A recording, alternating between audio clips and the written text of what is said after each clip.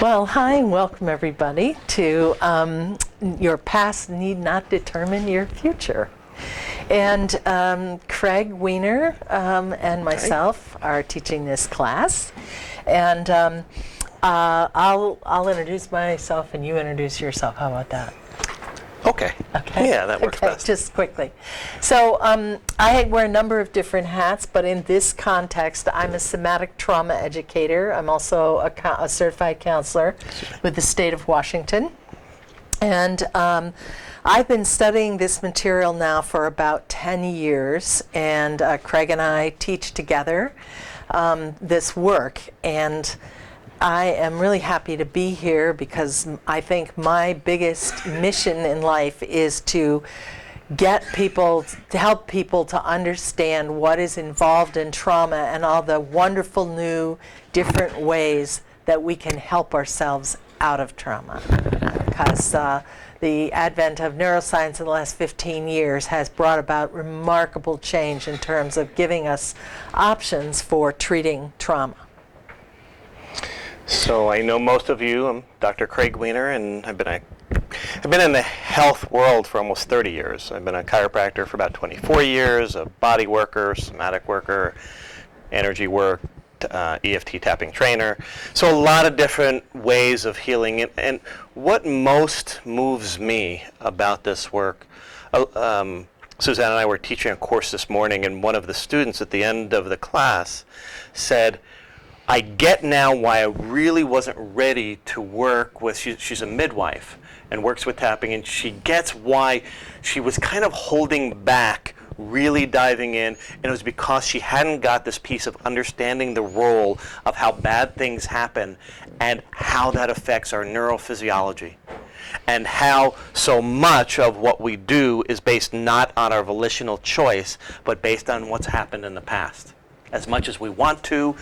I had the great honor yesterday of interviewing Joe Dispenza. We were just having the same discussion about what is it about our brains and bodies that hold us back from making new choices in life, and we just seem to repeating the old based on our past.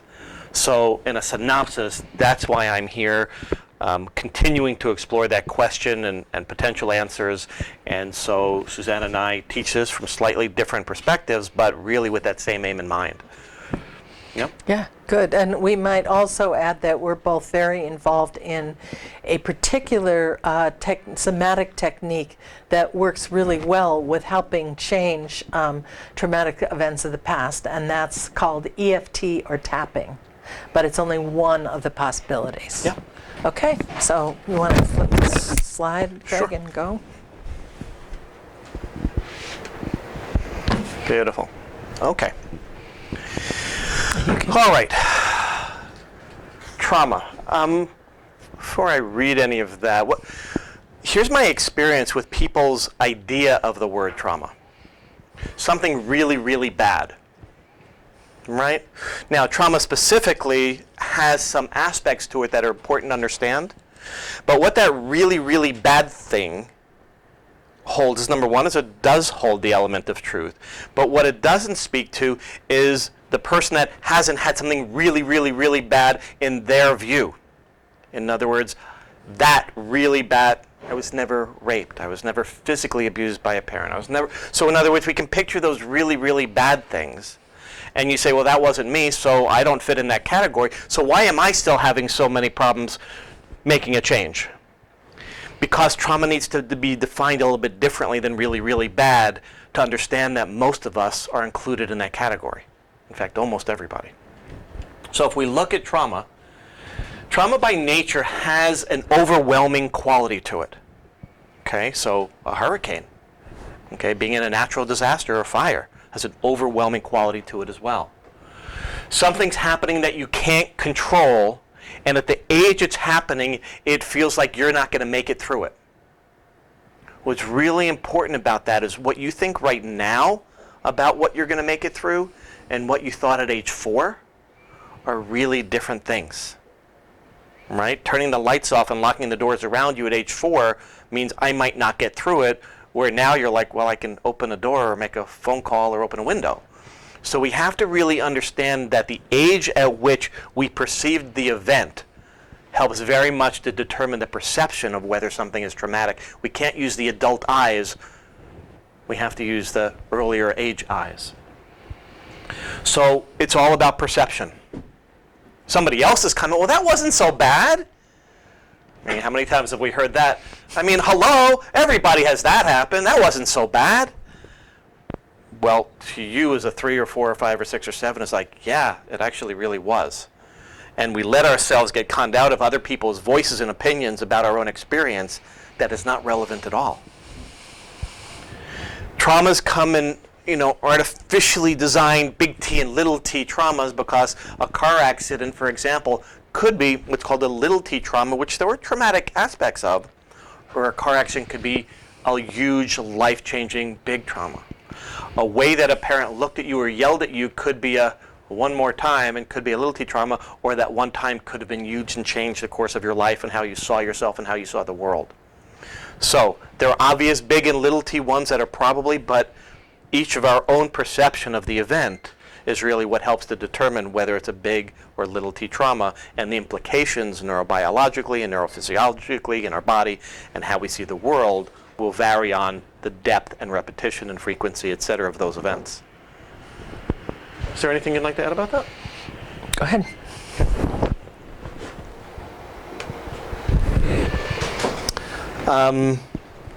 Okay. How many people have heard the term nerves that fire together, wire together? Okay, it's Hebbian law or Hebb's law at its foundation. And here's what it says about the brain. Let's just go over some really basic anatomy. This is just the idea of two neurons coming together, and there's a space in between, a potential, a space, a synapse is what it's called. Okay? And across that synapse, communication happens when one nerve talks to another nerve. Right? And that talking happens through chemicals. They're called neurotransmitters. It's just nerve chemicals that are talking to each other. And they're delivering a message from one nerve to the other. Pretty simple, right? A little more complicated, but that's a simple, easy way to understand it. Now here's what is also pretty obvious, but its implications are huge. Is the more that a same message is sent across, the stronger that connection gets, the easier it is for that communication to happen across, and the more frequently that same message is sent, the more not just one nerve to one nerve connects, the more many nerves and many connections synaptically connect. And in a sense, they start to wire together energy and information. That flow of energy and information, think of like water coming down a tributary, and it comes down and it has like 8 different pathways for water to go down. It can go down this stream or this way or this way. Well, the more that it tends to go down this way, what happens? The deeper that riverbed gets, the wider it gets, and pretty soon all of that water is going down one stream instead of the 8. And now water comes down and it goes down this pathway every time. Sound familiar? Somebody says something a certain way, and we respond a certain way, even though we know we shouldn't or we don't want to, and the same thing happens. Somebody says something a certain way, we respond this way, and it feels like we have no choice. Unless we're bringing like a real effort and awareness, and sometimes we can alter it, but when we're not thinking about it, boom, the water goes down that way. The idea that neurons that fire together, wire together, how that applies to our past is like this. There was an experience of somebody that in some way made me feel embarrassed. Okay, I was a kid and I went in front of the classroom and I was giving my report. Okay, and I'm standing here, I'm already nervous enough. It's the first report I ever gave, and I'm reading and I look up. And then I look over at the teacher, and the teacher is just looking like, oh my God, is this ever going to be over? Now, you don't know what she was really thinking. It could have been, I'm having a migraine. Who knows what it was? But in that moment, my perception was, she thinks I suck. I'm now thoroughly embarrassed. I'm now starting to stutter because now I'm doing this, and now as the more I'm doing this, the more the kids are kind of starting to giggle, and all of a sudden I have this experience of me in front of people. I'm not good at that.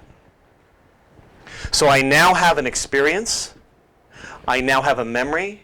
I now have physical sensation of what it feels like to have that. And guess what? Every time I start to even think about going in front of people, guess what comes up? That experience. And as soon as I remember that, what happens to my body? I start sweating, I start feeling my heart rate happen, so I have a physiological response, which now ties into that first memory. And now I have to go through, because I have another course, I have to do it. Guess what's going to happen? Same thing happens. It reinforces, it rewires together. The idea of being in front of a class is now starting to cause me panic attacks, not only being in front of a class, but speaking in front of anybody. Now going out and talking to people in any way starts to set off that response. And do you see how it starts to change the course of our life? Because I have to pick a career. Well, I certainly can't pick a career where I have to report to groups of people. So I can only go. So all of a sudden we see from what could be a single, to somebody else's not so traumatic event, an event that changes the course of my life, because neurobiologically in my brain and in my body, what has now happened is an alteration of the choices I make, the beliefs I have, how I feel physically, emotionally, psychologically, etc. Does that make sense? And coupled with that, of course, in the initial experience is the sense of overwhelm and danger. I'm Right. not safe standing up here doing this report. Right. And when she says that, I just want to re-emphasize. So I'm 52, and it took me most of that time to realize and be really reinforced how important safety is. I mean, I knew that. We all know that, right? But for any kind of real learning and change to happen, if we are not feeling safe, physically, emotionally, psychologically, on all those different levels, we are going to be triggered by those responses from those past bad events that limit our choices for change significantly. So safety is an element, is a critical element for making any kind of real change, especially when it has to deal with bad things from the past. Yeah?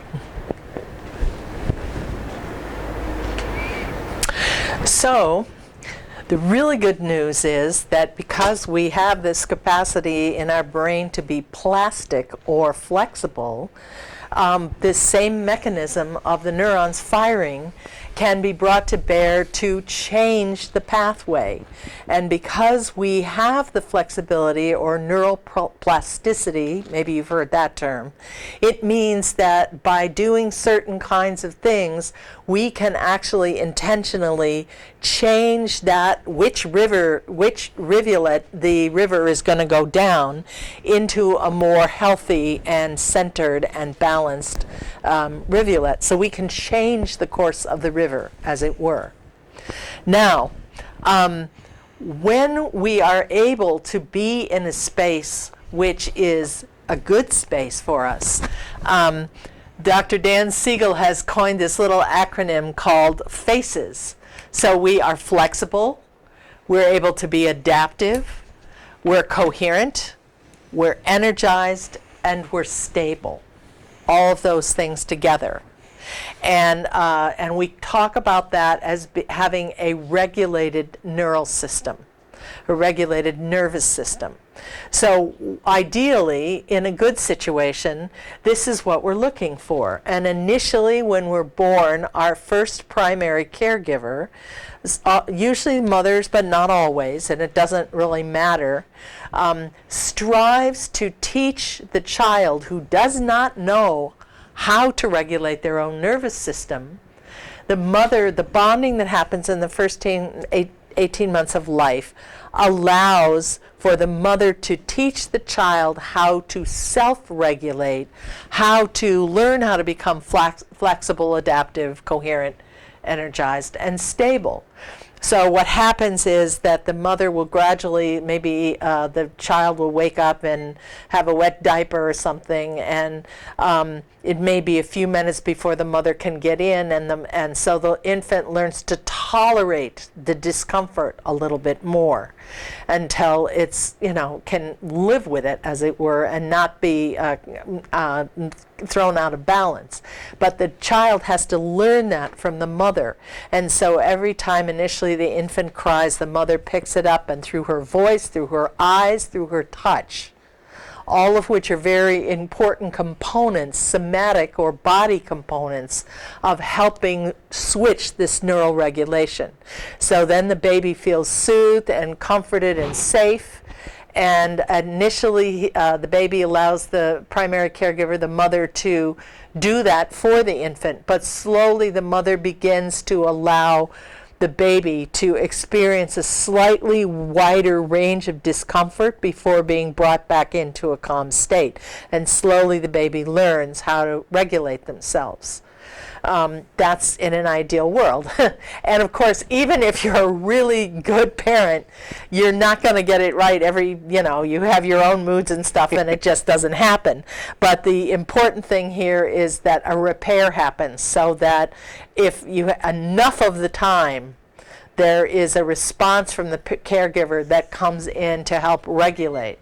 So one of the things we learn from that is initially and always through our lives, one way to switch those neural pathways is to be with someone else who is neurally regulated and who feels calm and happy. If you all think of somebody, I'm sure you all have somebody in your lives that you feel that way about, or even an animal will also work. But that will help you bring yourself back into a state of balance. And the wonderful thing about that is that then you can also do some on your own as well. But sometimes when it's a really overwhelming experience, the only way to do it is with another person or object that brings you, or being that brings you back into that state. And the thing that's so wonderful about this is, as they're helping you get regulated, at the same time, you also can help them. It's a mutual affair.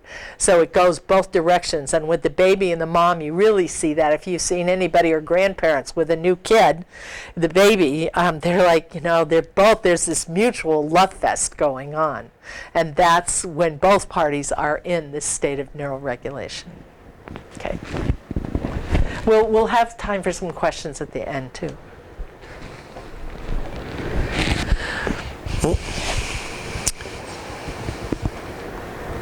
Okay.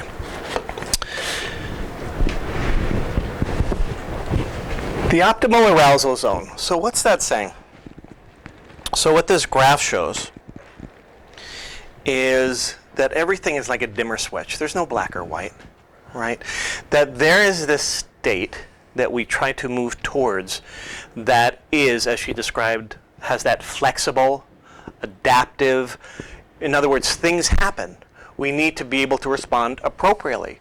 There's nothing wrong with, for example, the fight or flight response when something is threatening us that we need to fight or flee from. We just don't want to be living in it all the time, which many of us are. The amygdala, which is an important part of the brain that determines whether we're aroused or not, for a very high percentage of people is chronically at an elevated state, saying, this is dangerous, this is dangerous, this is dangerous, when it's really somebody looking at you a certain way or having to stand in front. It's not really dangerous to my survival, is it, standing here? But it could feel that way to my body. And our body is part of our mind. Think of your body as your subconscious mind, in a sense. So when we talk about, here's the zone that we want to be in all the time, right? We want to be in this zone that can respond appropriately to a threat, that can realize when something isn't, and we have that adaptability and flexibility, and so it's an optimal amount of arousal. There's a certain amount of arousal with being alive, right? It's not dead zone, right? We're aroused. I'm able to engage. I'm able to be up here and even feel a little tingly in my fingers and still talk anyway, and to be able to respond. So this optimal arousal zone has qualities, though, that it feels safe to me. I don't feel threatened. I feel resourced. I feel calm. I feel comfortable. I'm able to laugh. I have different emotions that I'm able to move into. I feel balanced and flowing. So I'm in a pretty optimal zone right here. I'm comfortable with this. It's a good word to describe. I'm feeling comfortable with myself in this state. But let's move outside of it. And I would, if we could, we'd have this chart go right, with a gradient of arousal. When we start moving in that direction, we see what's called sympathetic activation. That means my sympathetic, my fight or flight part of my nervous system that starts to make my heart beat faster, that starts to make me breathe faster, all of those things starting to become activated. I'm moving in that direction a little bit at a time. If we keep taking it up the scale, we can get to a danger point. In other words, we start to move from, well, I feel aroused and I feel active. I feel even, maybe a little uptight, but not too bad. But now I'm starting to move in. I'm feeling anxious about being here. And now I'm starting to, my palms are sweating. Now I'm starting to think about what you're thinking. And now I can feel my heart beating faster, which is making me breathe shallower and hold my breath. And if I start to move into that all the time, it might look like being hypervigilant and all the time making sure I'm safe. Even in the library, because there could be somebody hiding behind there, right? So there's this body sense of being overly vigilant. There's a over amount of reactivity. If you said, what do you mean? I mean, what do you mean? What do you mean? What are you trying to imply? Rather than, oh, well, I meant this. So I'm overreacting to situations on an increasing degree of vigilance. Hypoarousal is the opposite. It's the parasympathetic part of my nervous system that generally helps me to grow and to nurture and to digest and to move into a slower state. Well, what happens if I start to move in that slower state with things slowing down and we keep going? And my heart rate starts to slow down too much and my breathing starts to slow down too much and we move toward a comatose state, so to speak. Well, that's not any better than this one, is it? Both of them are dangerous, but they are also the way we respond to different situations and different types of traumatic events. And if we take this all the way down, it's often called the freeze response, which not everybody knows a lot about.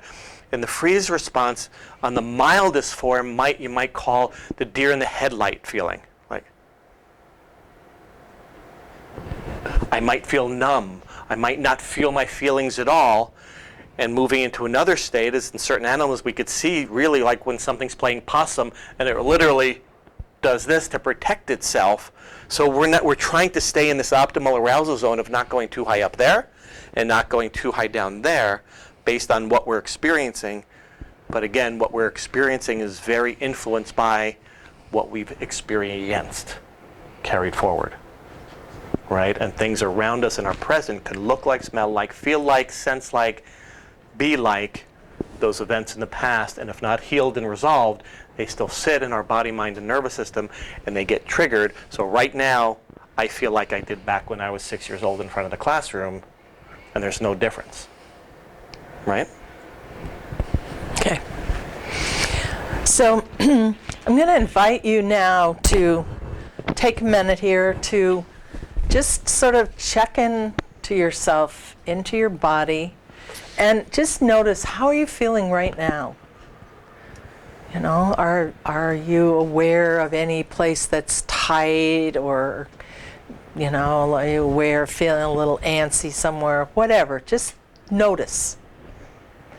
And then I'm going to invite us to do a little exercise called the gratitude exercise. So for this, you can either close your eyes. If you feel uncomfortable closing your eyes, I suggest you either gaze straight down at the floor or out into the far distance and keep your gaze soft so you're not really looking at whatever it is you're looking at. So either way, eyes open or close. I invite you to take a moment now to remember a time in the last week when you felt gratitude for something. And maybe it was simply noticing a beautiful flower, or it was a scent, or an encounter you had, just something that caught your attention for which you were grateful. So I'll give you a minute to come up with something. And again, it doesn't have to be a big thing. It can be just something really small, maybe a meal you had that tasted really good. And as you find that place, I invite you to take a moment to really savor that moment, to really feel into it and notice, was there any of your senses involved? Touch, vision, your ears, taste, whatever. but to just really amplify that experience again. So if it's like a rose, notice the aroma perhaps, or the touch of the petals, or the beauty of the color, whatever it is. I'm going to give you a moment now, I'll be quiet, and allow you to really go in and savor every detail of that moment.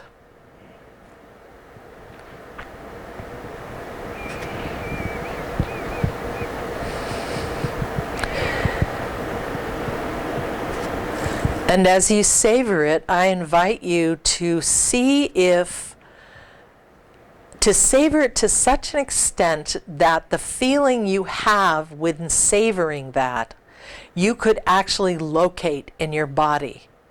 Perhaps you're really aware of an expansion in your chest or tingling in your hands, whatever it is, to see if you can notice where you notice that savoring in your body, and to hold that and amplify that feeling, so that if I were to ask you 10 minutes from now to go to that place of savoring again, you could find it in your body almost as if you were finding a place on a map.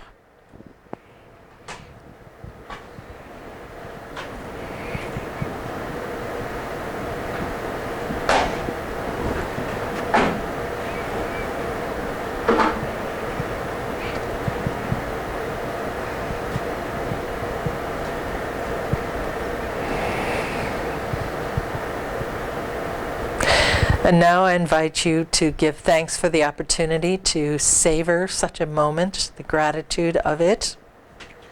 And then slowly, as you feel ready, to begin to open your eyes and come back into this room.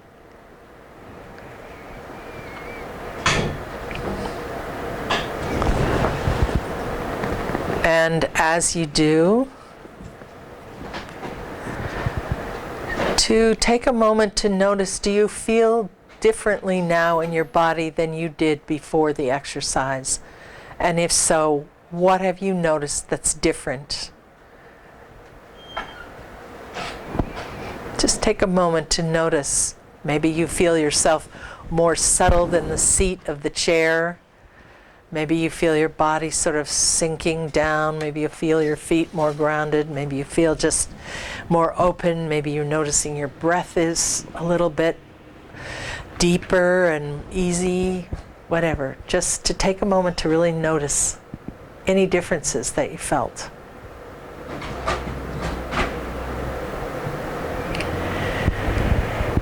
What neuroscience has discovered over the last 20 years is that the pathway to rewiring neural circuits is through sensations in the body and through tracking sensations in the body.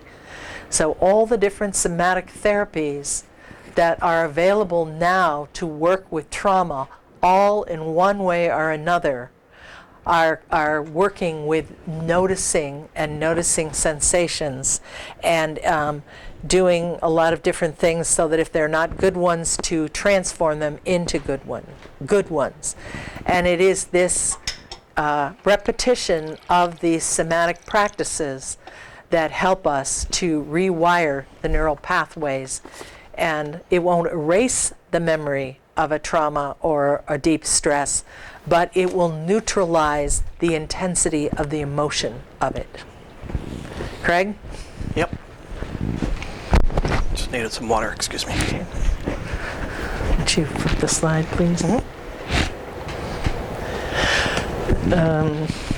Okay, yes, okay. So it's called resourcing in the literature, which is any somatic process using the felt sense. And the felt sense is what I was asking you to check out, the physical sensations in your body, that restore a person to a calm and balanced state of being. And such a person is in what we call the optimal arousal zone. So this can happen, as I said earlier, either with someone else or by oneself. And it doesn't have to be a quiet activity, dancing or playing, anything that brings about pleasant sensations in the body. Just being with a friend, maybe reading a book or meditating. All of these are possibilities. The idea is that either by oneself or with someone else to put yourself in a space where those pleasant feelings and felt senses return. And, these are reflective of the mother-infant bonding in the sense of the interpersonal exchange that brings about the neural regulation. But we've also teach ourselves and are taught as infants to be able to be on our own and to learn how to regulate ourselves. So like when a mother puts the baby down, the baby starts playing with the pots and pans or whatever. They're in that space too, but they're learning how to do that themselves. Now, if the nature of the trauma is severe enough, then it's pretty well assured that you need to work with somebody. That trying to do it on your own, there's things you can do on your own as well, but the more severe the trauma, what we've learned is that interpersonal bonding is what is really helpful and necessary to restore neural balance. Okay, so, yeah.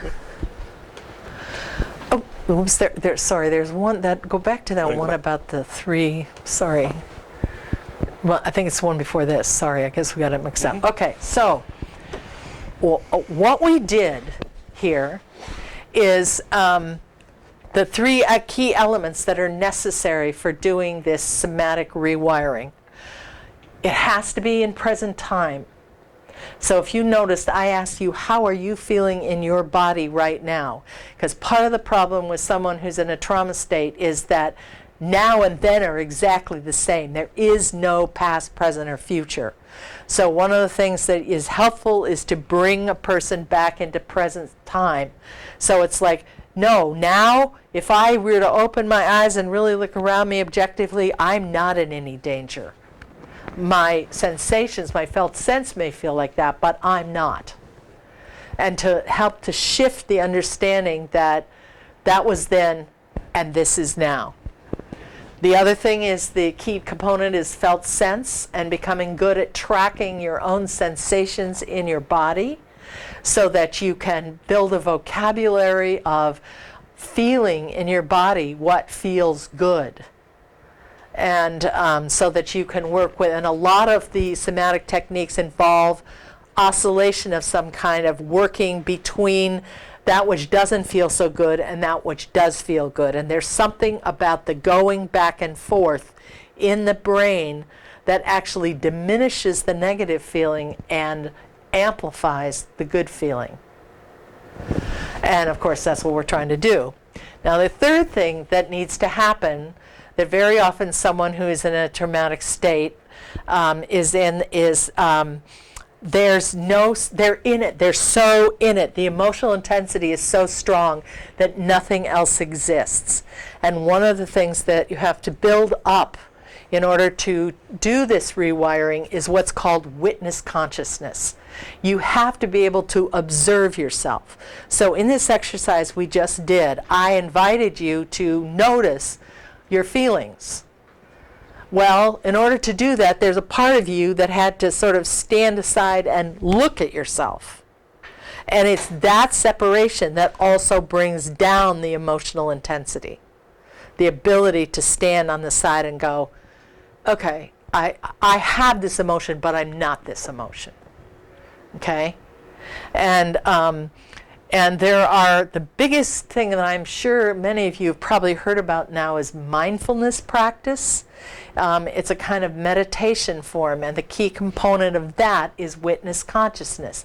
It's the ability to notice the thoughts in your mind, to notice if you're, as you're sitting, your leg is falling asleep. And so the two are often, mindfulness is a good way to work with trauma because it develops this whole thing. How's my body feeling right now? What's the felt sense of it? And I'm noticing that this is happening to me. It's not me. I'm not my numb leg. I have a numb leg. So that's the difference there. Okay.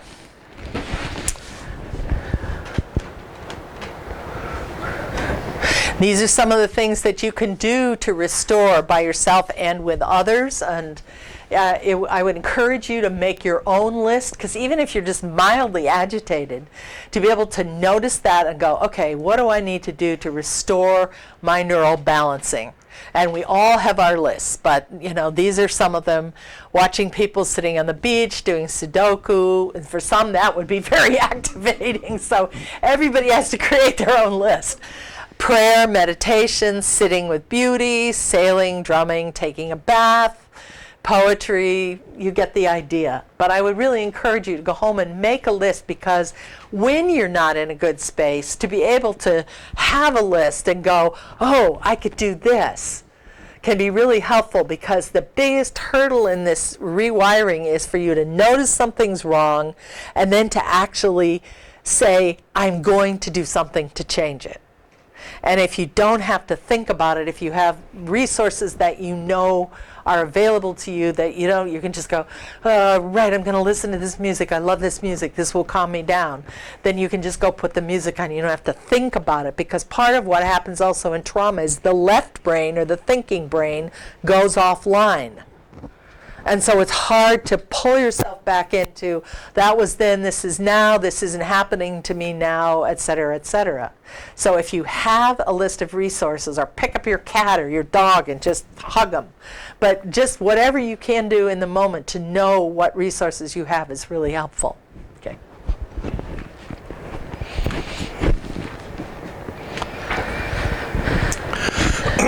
Okay. How many approaches are there to healing trauma? This is a short list. There are many. The elements that are being found throughout, though, there are themes and threads that travel through many of them, and Suzanne's been speaking about them. So it's the ability, for example, to start to develop that, cultivate that meta-consciousness, that witnessing, that ability through mindfulness practices and others, to be able to aware that when something is happening as traumatic, or when something is reminding me of something that was traumatic and therefore feels traumatic right now, okay, the ability to go, oh, that's happening. Not to be the happening, but to go, oh, that's happening. I have some options here. I can do that practice I have. I know those resourcing things. Okay, what would be really good right now to not reinforce that same bad thing happening and feeling again is I have a different choice here. But when you are it, you don't know that. Developing and cultivating outside of the time that you're feeling it reinforces that skill. Mindfulness-based stress reduction, MBSR, or mindfulness practices, is one of those. And Suzanne was speaking about that. Meditation, well, how many styles of meditation are there? Right? Infinite, depending on culture and practice and religion, and focus on breath, focus on mantra, focus on, etc., witnessing, so many different types. But what it does cultivate and literally changes your brain. It literally, physically, anatomically changes not only your brain, but also genetic changes that have been researched and shown on and on. You could, within 3 months, I believe there was a mindfulness-based study that showed within 3 months there was about 170 different epigenetic changes that happened for this group. So it's large. So meditative practices, okay. EFT, which Suzanne and I practice, is that tapping work. What it basically is doing, and this is really what's beautiful when we move into, and we were teaching this morning about memory consolidation and also what's called reconsolidation, which means I have a traumatic memory, it's stored, it stays there. Unless somehow we can provide a technique with certain elements that brings that memory up, that makes it in a changeable, flexible moment, so that while that's there, while that film is up to be edited, so to speak, I can now do something like the tapping that reduces the stress on the nervous system and the neurochemical changes that starts to literally alter the emotional content of that original event. So afterwards, I can now think about that event and that memory, or be in a situation like this that reminds me of it, and it's like, wow, that's weird. I used to get all flushed and sweaty, and I mean, I remember what happened as a child. I still remember those things, but I'm not having that reaction that's triggering my thinking, that's triggering my worry, that's triggering my body response. So tapping is one of those techniques that's incredibly effective as a mind-body technique. It's not just about thinking and talking about it. It's a limitation of certain just talking therapies is it doesn't often include the body, and it's a very important element. Somatic trauma therapy or somatic experiencing, Peter Levine's work, is another style of working with the body to release trauma while including memory. Do you start to see the themes of these? Okay, I might be having a hands-on, I might be tapping, I might be doing a practice, so there are different ways that include these elements. EMDR is another one. It's an eye movement technique in which what they started to find was in using my eyes and gaze in certain ways, it's stimulating certain circuits in my brain so that I can work with trauma to erase the intensity and the reactivation that happens from trauma. TRE is actually one that's being taught, starting to be taught on the island here. So Petra and Lecky are starting to teach. It's a type of shaking type exercise to release the traumatic element that sits in your body. Okay, consciously and purposefully to help to release that energy of trauma that's still there, even though we don't necessarily consciously feel it, and it's a releasing technique. So, and there are many more. These are just some. The challenge with talk therapy and what's called exposure therapy, where literally you put somebody right in front of that which was traumatic in the good attempt to get over it, can often be re-traumatizing. Just retelling the story of a trauma doesn't necessarily heal it, does it? It can actually re-emphasize it and continue to ingrain that pathway and that rivulet down so it's a stronger, I am my story. I tell it all the time. It doesn't change it, but it feels somehow like I should tell it because I'm trying to change it. So it's not saying it can't be done well. I'm not ruling out that. I'm just saying it's an inherent challenge unless specific things are done with cognitive types of talk therapies that need to be included to effectively and consistently work to reduce the effect of trauma. Anything you'd like to add? Well, just a good example of that is lots of times veterans get together and they tend to want to tell their war stories, right? And and they all walk out of the room like this because they're reactivating each other into the trauma memories. Now, it doesn't mean that their somatic techniques work with the story, but it's like peeling an onion. You start at the outside edges and you work very slowly so that it may take 10 sessions before you've actually told the whole story. I recently worked with someone who was recovering from an auto accident. And the whole first session was just talking about seeing the car coming around the corner. That was it. And that's as far as we went. Because the other thing that we've learned is a little goes a long way. To do just a little piece and let it have time to integrate before you move on to the next piece is far more effective at completely erasing the emotional intensity of the event, if it was a single event.